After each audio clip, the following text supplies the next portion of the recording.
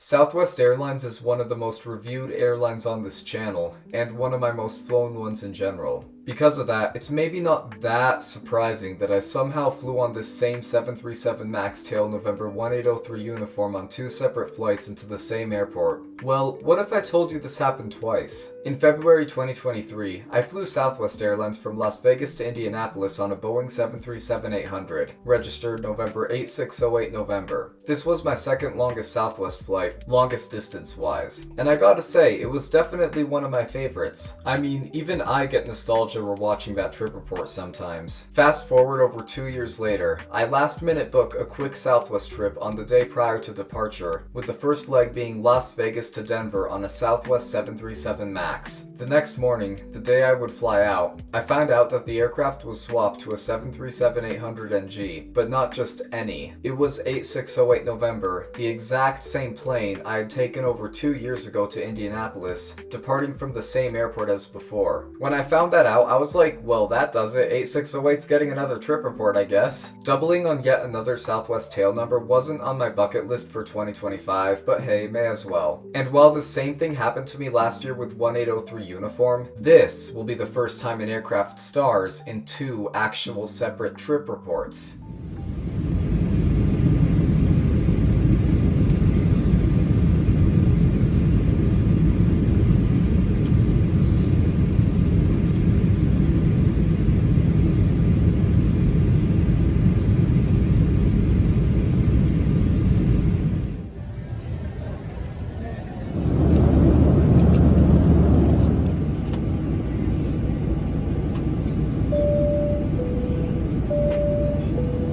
If you're a frequent viewer of my channel, you may have noticed that every Southwest trip report I've uploaded has always been in or out of one of two Southwest bases, Las Vegas or Denver. But I never would have imagined that someday I would fly the airline directly between the two. I mean, as I said before, this flight was kind of booked last minute. Wasn't originally supposed to go on this trip, it's a long story, but yeah, the day before I took this flight was when I snagged this ticket, which put me on this route from Las Vegas to Denver, flight 3624. And yeah, by some coincidence, the aircraft operating it today happens to be a Southwest jet that I've flown on before. So yeah, looking forward to that. Was very surprised when they swapped it to 8608 this morning. Happened out of nowhere. I just booked this one because it was like the only affordable option. This was actually one of two tickets I got, the other being Allegiant here. And as you can see, I arrived in Allegiant's circular end of the A gates. But on my way to the Southwest gates, I spotted November 306 November Victor, an Allegiant A319 that also appeared in a past trip report. Got a bit of a walk ahead of me as it looks like my gate for today is C9.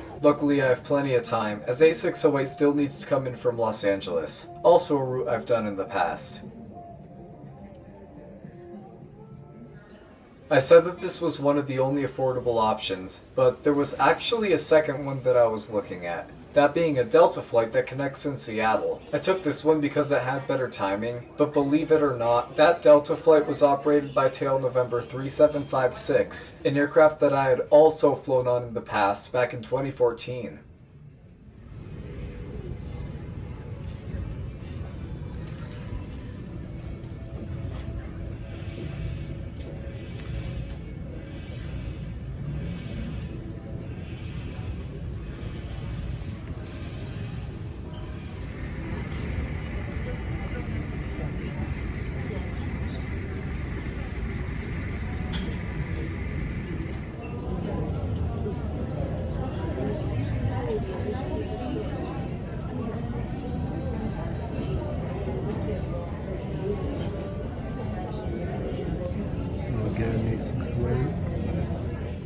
I didn't really know what to think when I saw 8608 pull in from Los Angeles. I mean, this isn't really like with 1803 uniform when I flew on that plane again a year later. It's been more than 2 years since my last flight with this plane. Not to mention it was my most memorable trip with Southwest, and it was literally 7 gates down from here on this side of the concourse. Though this flight's gonna be merely half the length of that other one, I still think it's really cool that this aircraft is making another appearance on this channel. Okay, well actually it did appear quickly in my video on board 1803 uniform, also an aircraft I had flown on twice. But yeah, now we got another trip report card on board. But yeah, 8608 was 10 years old when I took Vegas to Indianapolis. Now she's 12 years old. May have been built in the first bunch of Southwest 737-800s, but I'm not sure about that. At this time, I was wondering if the aircraft was retrofitted with the Heart interior, but no, it still has the Evolve like 2 years ago. We'll be departing in the evening, not that long of a flight, but because we're crossing a time zone, it'll be pitch dark by the time we get off. You may have heard that Southwest is getting rid of their open seating thing. Don't know if they've done that yet, but they still added on this flight. And unfortunately, your boarding position is assigned based on when you check in, which usually I do at a good time that allows me a good seat selection. The problem with this flight is that by the time I booked it, check-in had already long been open. So yeah, I got position C35, and it was a full flight, so let's just say I tried to get a window seat.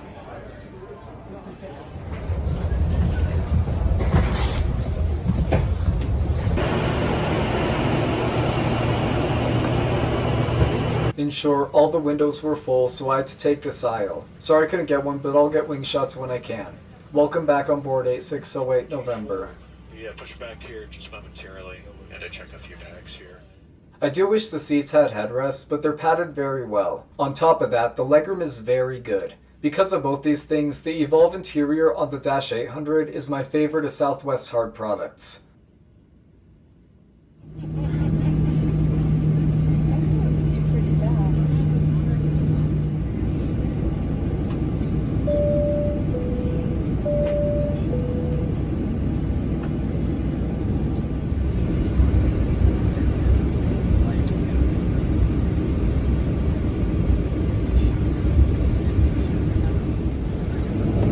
Please double check your seatbelts are fastened. We have been cleared for departure.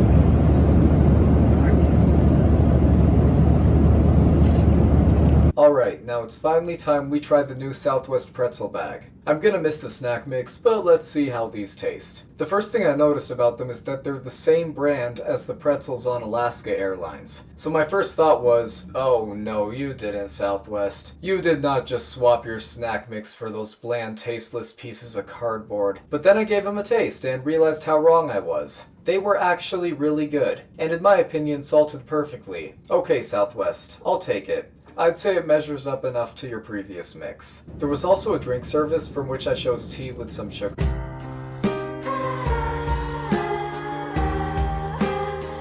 Overall, a good service for this flight's length, and not a bad change of snack.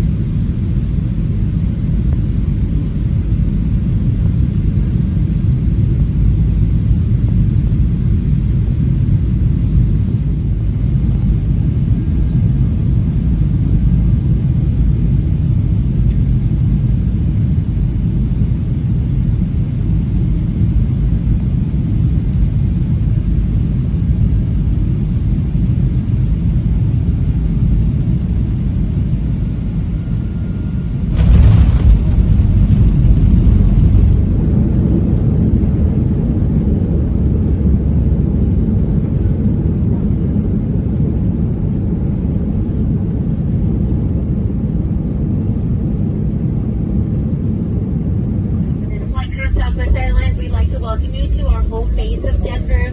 Please remain seated as we taxi over to the gate. Once they reach the gate, the captain will turn on. We have enjoyed spending our evening with every single one of you. We know you have plenty of choices on your flight. Thank you for choosing Southwest. Have a great rest of your day. Welcome to Denver. The ground servicing doors will also be open for your safety and the safety of anyone you are supervising. Please exit that forward entry door. Have a good rest of your day. Another failed attempt at the try not to fly to Denver challenge. Win some, you lose some. Anyways, good flight with the blue, yellow, red. I've so far never had a bad experience with the airline, and this flight did not disappoint. Wasn't my best Southwest flight, but still up to par with the seat comfort, the in-flight entertainment, and the service. Of course, there are some changes Southwest is supposed to go through that hadn't yet been implemented when I took this flight, most notably that they are getting rid of their 2 free checked bag policy. I am very much aware of that, and I will talk more about my opinions on that in my next Southwest video. Regardless, decent 8.5 out of 10 flight with Southwest, and it was great to fly on 8608 November again.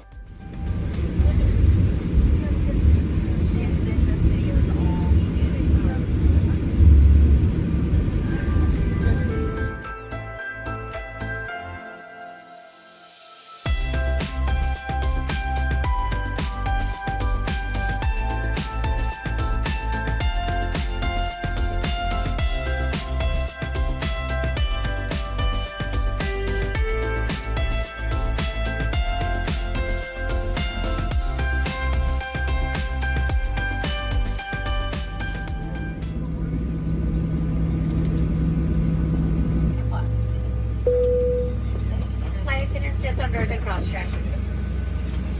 Someone watch the front really quick for me, by any chance? I was surprised by how dark it was outside when I got off, given that there was still a good amount of daylight on landing. Another goodbye to November 8608 November. I will see you in 2 years or so when you operate yet another flight that I just so happen to be on. That's a wrap for today. Thanks y'all for watching. Make sure to like and subscribe. See you later. C67. So if you are ticketed and confirmed for flight 2433 going to Raleigh, Durham, please make your way immediately to gate C67. Thank you.